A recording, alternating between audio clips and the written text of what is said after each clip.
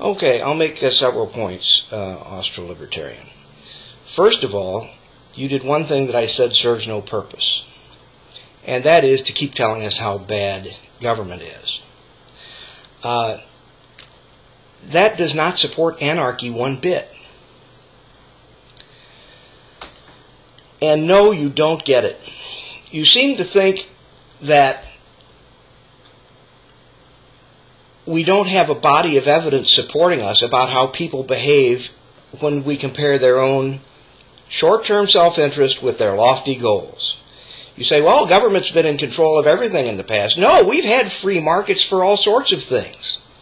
We made the wrong decision about Anheuser-Busch. We made the wrong decision about Denny's. We made the wrong decision about Judge Pendleton. Why don't you get it? Well, I know why you don't get it. Because you're young and you're an idealist. And presumably that will change over the course of your life. See, you can't say, oh, well, anarchy will work, but everybody's got to agree to it, or everybody's got to buy into it, and then go ahead and change the whole psychology of human behavior.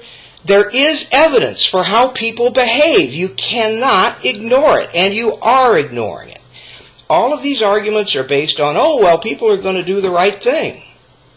They're going to put the environment above their own selfish short-term financial interests.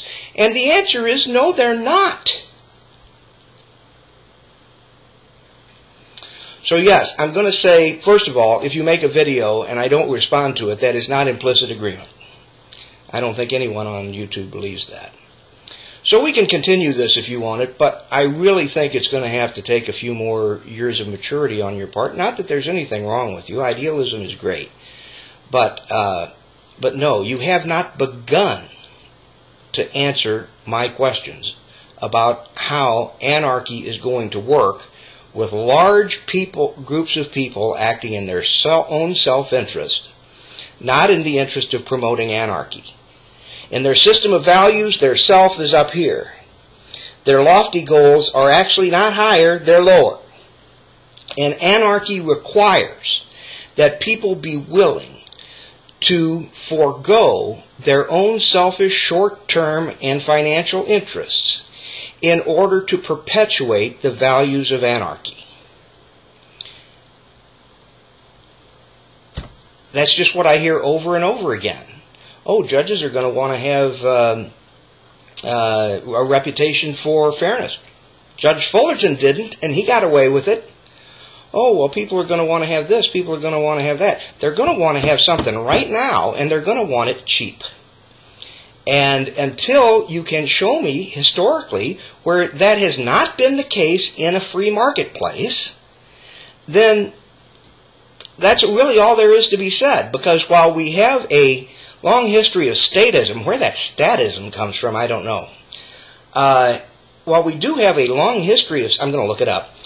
While we do have a long history of statism, we also have a long history of relatively free markets in some respects, free markets where the variable we're concerned about, people do have the opportunity to make choices. Why are we ignoring that? Oh, I'm just getting worked up. You do a good job. You really do a good job.